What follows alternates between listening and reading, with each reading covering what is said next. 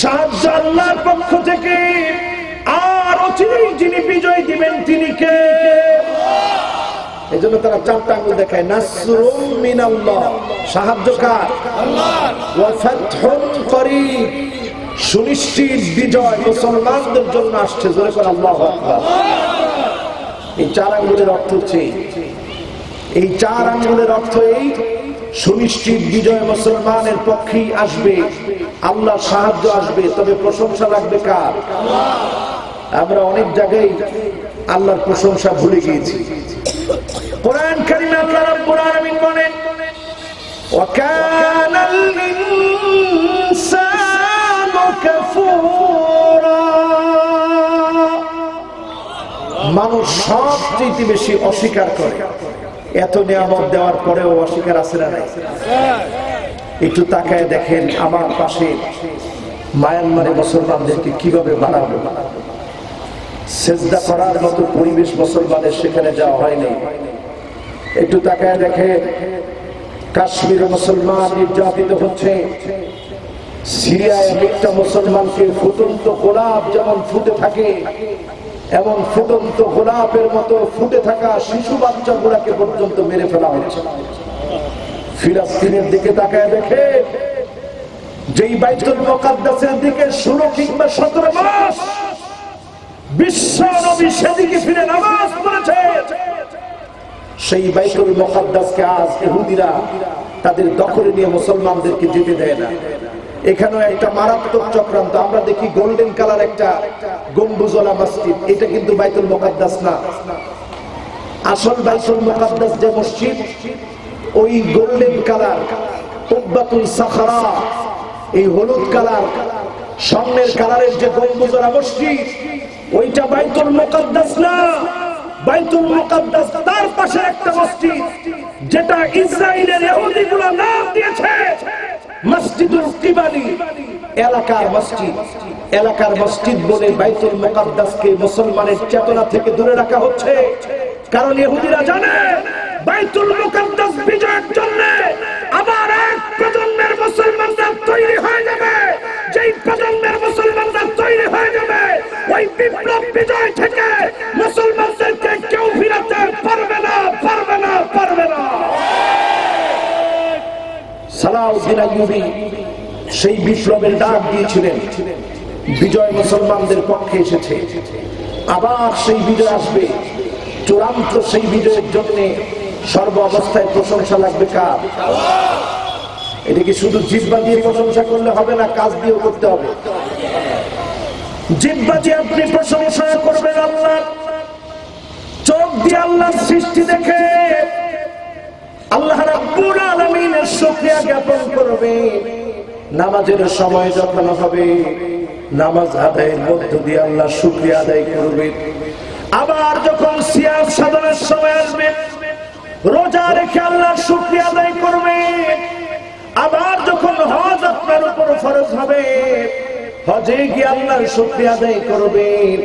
আবার যখন যাকাত আপনার উপরে ফরজ হবে, যাকাত দানের মধ্য দিয়ে আপনি আল্লাহর প্রশংসা আদায় করবেন। কার প্রশংসা?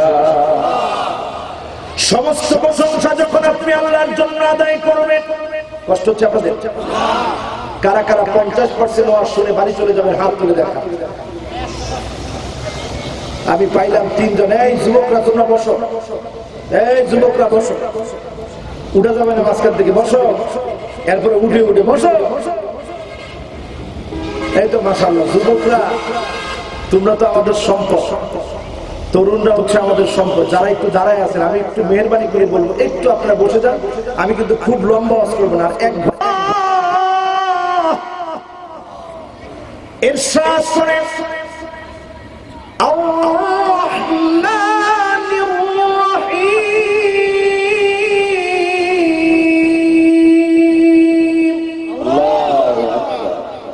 আল্লাহ বলে, পরম করুণাময় অসীম দয়ালু যিনি, তিনি কে? আল্লাহ। জোরে বলেন, তিনি কে?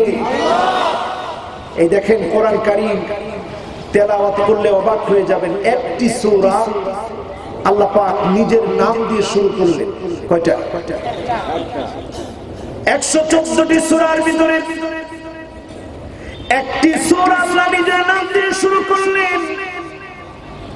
আল্লাহ বিভিন্ন ধরনের নাম দিতে পারতেন, কিন্তু কোন নাম না দিয়ে আল্লাহ পাক নাম দিলেন আর রহমান,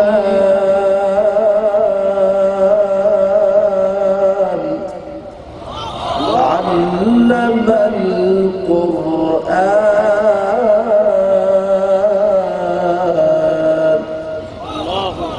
খালাকাল ইনসানা, আল্লামাহুল বায়ান।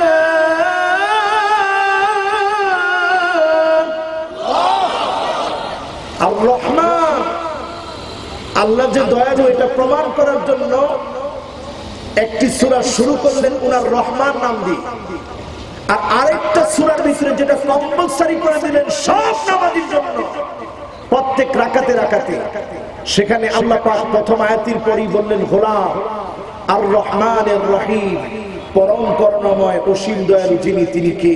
আল্লাহ। সে আল্লাহর দয়া মায়া কতটা বেশি! ইন্নাল্লাহা জাআলার রাহমাতা মিআতা আজসা, ভালোবাসা মায়া দয়া মোহাম্মত কি আল্লাহ 100 ভাগে ভাগ করলেন। فأخذ عنده 99 أجزاء, 99 গুণ ভালোবাসা যিনি তার হাতে রেখে দিলেন, তিনি কি? আল্লাহ। সমস্ত সৃষ্টির ভিতরে তিনি দিলেন 1 ভাগ, 99 ভাগ আমার আল্লাহর কাছে। 1 ভাগ ভালোবাসা সারা দুনিয়াতে, এই 1 ভাগ ভালোবাসার কারণে চকবাজারে যখন প্রচন্ড আগুন লেগে গেল, ওই আগুনের ভিতরে এমন মা খুঁজে পাওয়া গেল যেই মা তার সন্তানটাকে বুকে আগলে রেখেছে। আগুনের ভিতরেও মায়ের মায়া মায়ের মহব্বতকে ছিন্ন করতে পারে না।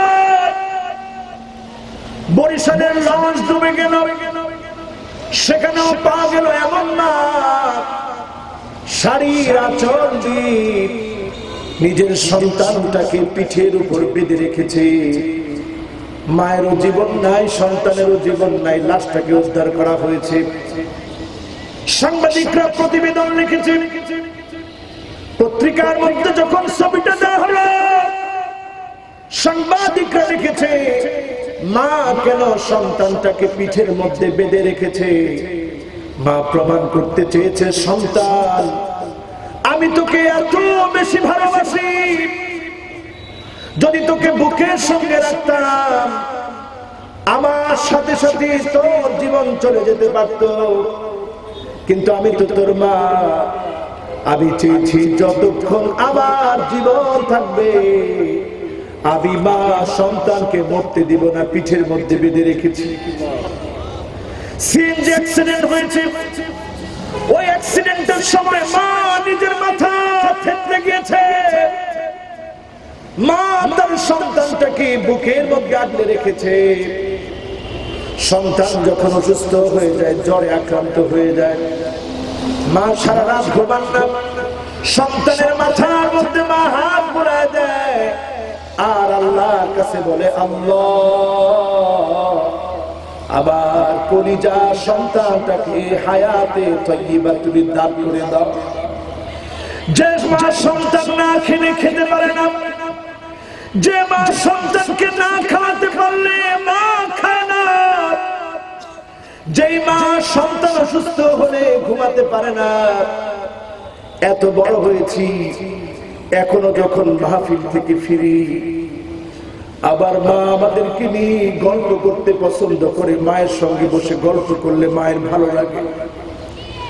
মা চেহারার দিকে তাকায় বলে, বাজার নেই তোকে অসুস্থ লাগতেছে, তোর শরীরটা কি খারাপ লাগে নাকি? এত বড় মহব্বত যেই মায়ের মনে, সেই মাকে আল্লাহ পাক ভালোবাসা দিয়েছে। একবার যেটাকে কোটি কোটি ভাগ করা হয়েছে। বাবার কথা কি করে আপনি কম বলবেন? রোদের ভিতরে কষ্ট করে বাপ ইনকাম করে, বৃষ্টির ভিতরে ভিজে ভিজে বাপ ইনকাম করে। সন্তান যখন টাকা চায় তা বলে, সন্তান রে তোর পড়াশোনার জন্য আমি বাবার যদি মাটি কাটা লাগে মাটি কেটে তোকে টাকা দিব, তারপরেও তুই কষ্ট করবি না। মাটি কেটে তোকে টাকা দিব, তারপরেও তুই কষ্ট করবি না। এই যে মহব্বত আল্লাহ পৃথিবীতে দিলেন মাত্র একবার, ভালোবাসার রেজাল্ট। এই রেজাল্ট যদি এত শক্তিশালী হয়, যার কাছে 99 গুণ ভালোবাসা, তিনি কি? জোরে বলেন তিনি কি? আবার বলেন তিনি কে?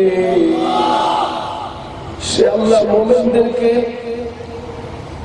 99 গুণ বেশি ভালোবাসে। যেই ভালোবাসা আল্লাহ রাব্বুল আলামিন আল্লাহর কোন গোলামকে দেয় না, যেই ভালোবাসা আল্লাহ কারোর সাথে ভাগাভাগি করে নাই, ওই ভালোবাসা আমার আল্লাহর কাছে আল্লাহ রাব্বুল আলামিন আল্লাহর গোলামদেরকে, জান্নাতে মুমিনদেরকে 99 গুণ ভালোবাসা দিয়ে ভালোবাসবে। আল্লাহ মুমিনদেরকে বলবে, গোলাম কি কি তোর লাগবে? আপনি যা যা চাবেন সব চাওয়া পাওয়া তিনি পূর্ণ করে দিবেন। তিনি কি? আল্লাহ আমাদেরকে ভালোবাসে কতবার? জোরে কর কতবার? এই আপনি এই দেখবেন চকবাজারের আগুন আমাদেরকে অনেক কিছু মনে করে। একটা লোক মারা গেছে, তার হাড় গুলো পুড়ে গেছে, হাতের ভিতরে যে গড়িটা, ওই গড়ির টাইমটা পর্যন্ত থেমে গেছে। মানে জীবন যখন থেমে গেছে, গড়িটাও থেমে গেছে। প্রচন্ড আগুন তার গড়ি থামায় দিল, তার জীবনটা থামায় দিল। হাতের হাড় পর্যন্ত পুড়ে গেছে, চামড়া পুড়ে গেছে, নখ পুড়ে গেছে, সব পুড়ে গেল। মুসলমান আমাদেরকে স্মরণ করায় দিয়ে যাচ্ছে, ও মুসলমান এই আগুনগুলা দেখে স্মরণ করো। এটা দুনিয়ার সামান্য আগুন। এখন দেখেন খালি আগুন লাগতেছে। চকবাজারে আগুন লাগলো, ভেড়া মার্কেটে আগুন লাগলো, সেই চট্টগ্রামে বাঁশখালীতে আগুন লাগলো, সিলেটে আগুন লেগেছে, গতকাল রাতে রামপুরায় আগুন লেগেছে। এই যে ভয়াবহ অগ্নিকাণ্ড বারবার চারদিকে ছড়িয়ে যাচ্ছে, আমাদেরকে মনে করায় দিচ্ছে শুধু বাংলাদেশে নয়। তাকায় দেখেন ভারতে আগুন লেগে 3 শতাধিক গাড়ি পুড়ে গেছে। আমাদেরকে বোঝাই দিয়ে যাচ্ছে এটা দুনিয়ার সামান্য আগুন, এর চাইতে 69 গুণ তেজওয়ালা আল্লাহর জাহান্নামের আগুন। যে আগুন কোনো মানুষ কল্পনা করতে পারে না। যে আগুন আপনার হাতের ভিতরে লাগলে কলিজাটা পুরো ছাই হয়ে যাবে। সে আগুন থেকে যদি বাঁচতে চান, আল্লাহুম্মা আজিরনা মিনান নার, আল্লাহুম্মা আজিরনা মিনান নার বলে আল্লাহর কাছে কাঁদবেন। যিনি জাহান্নামের আগুন থেকে আপনাকে মাফ করবেন তিনি কে? আল্লাহ। আর যখন বসে থাকবেন, ফাফাদাত আইনাহুম, সে আল্লাহর কথাগুলো স্মরণ করবেন, চোখের পানি ছেড়ে ছেড়ে কাঁদবেন। আল্লাহকে বলবেন, আল্লাহ জাহান্নামের আগুন তুমি দিও না। আল্লাহর হাবিব বারবার আল্লাহর কাছে দোয়া করতেন। কষ্ট হচ্ছে আপনাদের? আল্লাহর হাবিব দোয়া করতেন, ওয়াকিনা আযাবান নার, আয় আল্লাহ আপনি জাহান্নামের আগুন থেকে আমাদেরকে বাঁচান। জাহান্নামের আগুন থেকে যার কাছে পানা চাবো তিনি কে? এই যে আগুন লাগতেছে, হুশ কিন্তু ঠিক হচ্ছে না। দেখেন 21 তারিখ আমাদের দেশে যে পরিমাণ গান বাজনা হলো 21শে ফেব্রুয়ারিকে কেন্দ্র করে, অথচ 20 তারিখ মাত্র আগুন লাগছে। আগুন লাগার একদিন পরে আমাদের বিবেকটা একটু পরিবর্তন হয় নাই। সকাল থেকে শুরু হয়েছে সালাম সালাম হাজার সালাম। এই সালামের ভিতরে মিউজিক দিছে, মিউজিক দিয়া সব হয়ে গেল না গুণ হইল? জোরে কোন সব না গুণা? সালাম সালাম বললেন শান্তি শান্তি, আর জ্বালানির নিচের থেকে আগুন আগুন। লাভ হবে? জোরে বলেন লাভ হবে? আল্লাহ নবী পৃথিবীতে আসছে, বুইসতু লিউকাসসিরাল মাসাবির। আল্লাহ নবী পৃথিবীতে এসেছে একতারা দুতারা সেতারাকে ভেঙে ফেলার জন্য। গান বাজনা মুসলমানের কাজ নয়। মুসলমানের কাজ হচ্ছে কোরআন দিয়ে শুরু করা, কোরআন দিয়ে শুরু করা, কোরআনের মাধ্যমে আল্লাহর কাছে সওয়াব কামনা করা। ঠিক না বেঠিক? কোরআনের তেলাওয়াত করে যদি দোয়া করতেন, আল্লাহ পাক তো এই দোয়াগুলো পৌঁছে দিতে পারতেন। কিন্তু 20 তারিখ আগুন লাগলো, 21 তারিখে গান বাজনা বন্ধ নাই। কি করে জাতির বিবেক ফিরবে? আবার ভাইরা, সমস্ত দয়া মায়া কার? কিন্তু আমরা করছি কি জানেন, ভালোবাসা দিবসে কিছু দিয়ে দিছি খ্রিস্টানদের, ঠিক কিনা? জোরে কোন কারে? খ্রিস্টানদের।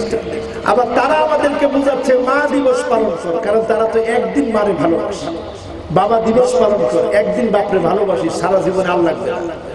মারে যেমন একদিন ভালোবাসলি, বাপরে যেমন একদিন ভালোবাসলি, আর ম্যারেজ ডেতে এসে একদিন বউরে ভালোবাসা দিস। আর ভ্যালেন্টাইন্স ডে রাখছে, বউ আছে তাতে কি, বাহিরে যেটা থাকবে ওইটারে একদিন ভালোবাসা দিস। জোরে কোন নাউজুবিল্লাহ। প্রতিটা রাতকে যিনি ভ্যালেন্টাইন্স ডে বানাই দিয়েছে, প্রতিটা রাতকে যিনি ভালোবাসার রাত বানিয়ে দিয়েছে, তিনি কে? আল্লাহ। বলেন তিনি কে? আল্লাহ। কেমন ভালোবাসা আল্লাহ দিয়েছে একটু কল্পনা করে। বিশ্বনবী সব স্ত্রী মিলে ধরলো, ইয়া রাসূলুল্লাহ আজকে আপনার বলতে হবে কোন স্ত্রীকে আপনি সবচেয়ে বেশি ভালোবাসেন। আল্লাহ নবী বললেন আজকে না, আগামী দিন আমি তোমাদেরকে বলবো। জোরে বলেন আল্লাহু আকবার।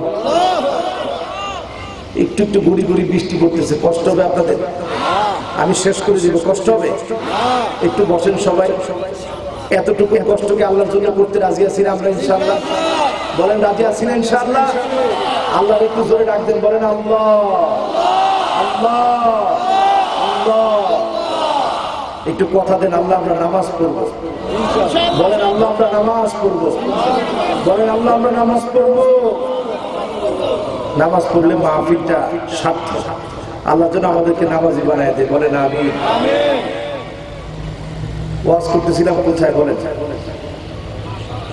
হ্যাঁ হ্যাঁ মাশাআল্লাহ। দেখে আল্লাহ দেখছেন মনোযোগ, মাহফিল কমিটির একজন মনোযোগ কিন্তু 100। আল্লাহ যেন কবুল করে বলে আমি। নবীজি বললেন আগামী দিন বলবো। ওই রাত্রে রাসূল প্রথমে গেলেন হযরত আয়েশার কাছে, গিয়ে বললেন আয়েশা খুদি হাদিয়া, নাও হাদিয়া গ্রহণ করো। 2টা খেজুর দিলেন, দিয়ে বললেন রেখে দাও তোমার কাছে। আর ইন্নী উহিব্বুকি ফিল্লাহ, আমি তোমারে খুব ভালোবাসি। ভালোবাসার কথা খবরদার অন্য কেউ বলো না, ঝগড়া না করো। গেলেন হাফসার কাছে, গিয়ে বললেন হাফসা খুদি হাদিয়া, তুমিও হাদিয়া নাও, হাদিয়া নিয়ে নাও। আর ইন্নী উহিব্বুকি ফিল্লাহ, তোমারে খুব ভালোবাসি, ভালোবাসার কথা কেউ বলো না। এরপরে গেছে সাউদার কাছে, সাউদা ইন্নী উহিব্বুকি ফিল্লাহ, তোমারে খুব ভালোবাসি, নাও 2টা খেজুর নাও, ভালোবাসার কথা কাউরে বলো না। গেছে জুয়াইরিয়া রাদিয়াল্লাহু তাআলা আনহার কাছে, জুয়াইরিয়া তোমারে খুব ভালোবাসি, ধরো হাদিয়া নাও, ভালোবাসার কথা কাউরে বলো না। সবারে 2টা করে খেজুর দিয়েছে, দিয়ে সবারে বলছে খুব ভালোবাসি। পরের দিন সবারে একসাথে ডাকছে, দেখে বলছে ও স্ত্রীরা, গতদিন তোমরা জিজ্ঞাসা করেছিলে কাকে বেশি ভালোবাসি, যার হাতে 2টা খেজুর আমি দিয়েছি গত রাতে, তারে আমি সবচেয়ে বেশি ভালোবাসি। ধরে বলছে সুবহানাল্লাহ। 2টা খেজুর কি একজনে দিছে না সবারে দিছে? বলেন একজনে না সবারে? এজন্য স্ত্রীদেরকে ভালোবাসতে শিখেন। আল্লাহ নবী নিজে টস করতেন, টস এরকম টস করতেন, নামগুলা লেখা টস করতেন। টস করে বলতেন এই যে আয়েশার নাম, এই যে হাফসার নাম, সাউদার নাম, সবার নাম ফেলে এবার ধরো কোনটা উঠাইতেন। 2জনের নাম উঠতো, 2জনের নাম উঠলে যে কোনো 2জনের নিয়ে রাসূল কারীম সাল্লাল্লাহু আলাইহি সাল্লাম রাত্রে সফরে বের হতেন। জোরে বলুন সুবহানাল্লাহ। তো আপনারাও সফরে বের হবেন, সফরে বের হওয়া স্ত্রীদেরকে নিয়ে সুন্নাহ। স্ত্রীদেরকে সফরে নিয়ে বের হওয়া কি সুন্নাহ? জোরে বলেন স্ত্রীদেরকে সফরে নিয়ে বের হওয়া কি সুন্নাহ? আর দেবরের সাথে স্ত্রী যাওয়া কি হারাম? হ্যাঁ হ্যাঁ ফতোয়া দেন কি হারাম? হ্যাঁ তা আপনি নিয়ে যাবেন না, আপনি স্ত্রী দেন সব মহিলারা যায়। ঠিক আছে না গেলে আর কি, আমি আমার দেবরে নিয়ে যাবো। দেবরে নিয়ে গিয়ে যাওয়া জায়েজ না হারাম? জায়েজ না হারাম? দেবর হচ্ছে মৃত্যুর মতো। এজন্য খবরদার মুসলমান স্ত্রীকে ভালোবাসা দেন। আপনার ঘরটাকে যিনি জান্নাত বানিয়ে দিবেন তিনি কে? আল্লাহ। 3 নম্বর আয়াতে কারিমাতে আল্লাহ রাব্বুল আলামিন বলেন মালিকি ইয়াউমিদ্দিন,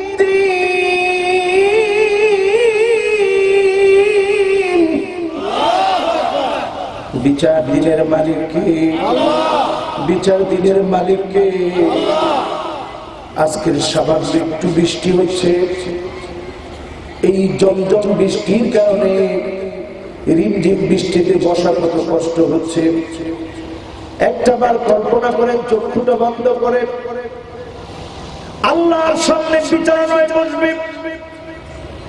সেই বিচারণায় সূর্য মানুষের মাথার কাছে চলে আসবে, এতটা কাছে চলে আসবে, মানুষের শরীরটা ঘামতে থাকবে, ঘামতে থাকবে। ফামিনহুম মান ইয়াকুনু ইলা কা'বাইহি ওয়া মিনহুম মান ইয়াকুনু ইলা রাকবাতাইহি ওয়া মিনহুম মান ইয়াকুনু ইলা হাকওয়াইহি ওয়া মিনহুম মান ইয়াকুনু আলা সাদরিহি। আল্লাহর হাবিব বলেন, কারো কারো ঘাম শরীর থেকে পড়তে পড়তে টাকনু পর্যন্ত চলে যাবে, কারো কারো ঘাম শরীর থেকে পড়তে পড়তে হাঁটু পর্যন্ত চলে যাবে, কারো কারো ঘাম কোমর পর্যন্ত চলে যাবে, কারো কারো ঘাম বুক পর্যন্ত চলে আসবে, কারো কারো ঘাম মুখ পর্যন্ত চলে আসবে। আল্লাহর নবী ইশারা করে দেখালেন, সাহাবায়ে কেরাম কাঁদতেছে, ইয়া রাসূলুল্লাহ সাল্লাল্লাহু আলাইহি ওয়াসাল্লাম, সেই সময়টা কেমন হবে? আল্লাহ নবী বলতেছে, সাহাবীরা রে, সূর্যটা মানুষের মাথার উপরে চলে আসবে, সেদিন নারী বুড়িগুলো টকবক টকবক করে ঘুরবে। দুনিয়ার ভিতরে নবীরা উম্মতের মায়ায় আল্লাহর কাছে ফরিয়াদ করেছে, সেদিন সব নবীরা বলবে, ইয়া নাফসি ইয়া নাফসি। একজন নবী সেদিন উম্মতের কথা বলবে না, সে নবীর নাম কি? বলেন, সে নবীর নাম কি? মুহাম্মাদুর রাসূলুল্লাহ সাল্লাল্লাহু আলাইহি ওয়াসাল্লাম। নবীজি আবার সেদিন আল্লাহর কাছে যখন সিজদায় পড়ে পড়ে কাঁদবেন, আল্লাহ বলবেন, নবী ইরফা রাসাক, আপনি আপনার মাথাটা উঠান। সালতুতা, দুনিয়ার জীবনে আপনি কিছুই চান নাই, আজকে আপনি আল্লাহর কাছে যাবেন। ইসফা তুশাফা, যাকে আপনি শাফাত করবেন, আমি আল্লাহ তাকে ধর্ম করে জান্নাতি বানায় দিব। আল্লাহু আকবার। যেই দিন নবীরা ইয়া নাফসি করবে, সেই দিনের মালিক হবে আবার আল্লাহ।